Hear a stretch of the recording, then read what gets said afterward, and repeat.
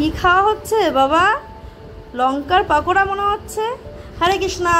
তা আজকে বানাতে চলেছি লঙ্কা দিয়ে পাকোড়া। এই লঙ্কাগুলোকে কি নাম বলে আমি জানি না ভাই, তো আমি এই লঙ্কাগুলো বাজারে খুব সস্তায় পেয়েছিলাম, নিয়ে এসছি। তো লঙ্কার পাকোড়ার জন্য আমি আলু মাখার পুর বানাবো দেখে আলু মাখা রেডি করেছি। আলুটাকে সেদ্ধ করে তেলের মধ্যে সামান্য পাঁচফোড়ন এবং হিং দিয়ে ধনেপাতা দিয়ে আলুটাকে বানিয়ে নিয়েছিলাম। এবার লঙ্কাটাকে মাঝখান থেকে কেটে ভেতরের দানাগুলো আমি পরিষ্কার করে নিয়েছি দেখো।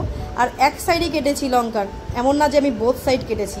এবার আলুর পুরটা যেটা আমি আগে থেকে বানিয়ে রেখেছিলাম সেটা আস্তে করে এই লঙ্কার মধ্যে দিয়ে ইন করে দেব, যাতে ভালো করে লঙ্কাটা পুরো ফিল হয়ে যায়, কোনো ফাঁকা স্পেস যেন না থাকে লঙ্কার ভিতরে।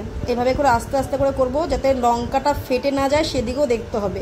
জোরে করে প্রেসার করলে কিন্তু লঙ্কা আবার উল্টো দিক থেকে ফেটে যাবে। এইভাবে করে প্রত্যেকটা লঙ্কা আমি আলু দিয়ে ভরে নিয়েছি। তারপরে বেসন, কর্নফ্লাওয়ার, নুন, হলুদ দিয়ে এরকম একটা গাঢ় করে ব্যাটার বানিয়ে নিয়েছি। কড়াতে তেল দিয়ে কড়াটা ভালো করে গরম করে নিয়ে লঙ্কাগুলো আমি একে একে ছেড়ে দিয়েছি। তবে একসঙ্গে আমি সব লঙ্কাগুলো দেবো না, তাহলে কিন্তু লঙ্কার পাকোড়াগুলো নষ্ট হয়ে যাবে। আমি দুটো বড় জোর 3টে করে লঙ্কার পাকোড়া ভেজে নেব দেখো।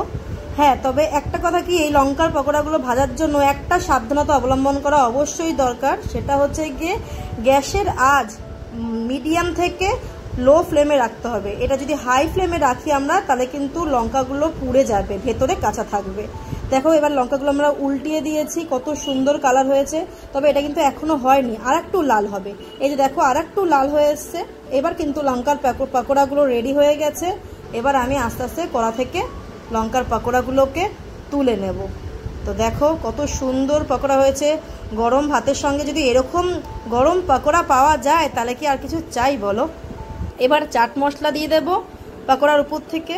তারপর যখন পাকোড়াটা হালকা একটু ঠান্ডা হবে তখন তাতে তুলসী দিয়ে ভগবানকে নিবেদন করব। তো আজকেকার লাঞ্চের প্লেটে কিন্তু লঙ্কার পাকোড়া ছিল, তার পাশাপাশি কিন্তু ছিল কুদরির সবজি, লাল শাক, ফল, স্যালাড আর রসগোল্লা। তো লঙ্কা পাকোড়া মহাপ্রসাদ কি জয়। হরে কৃষ্ণ।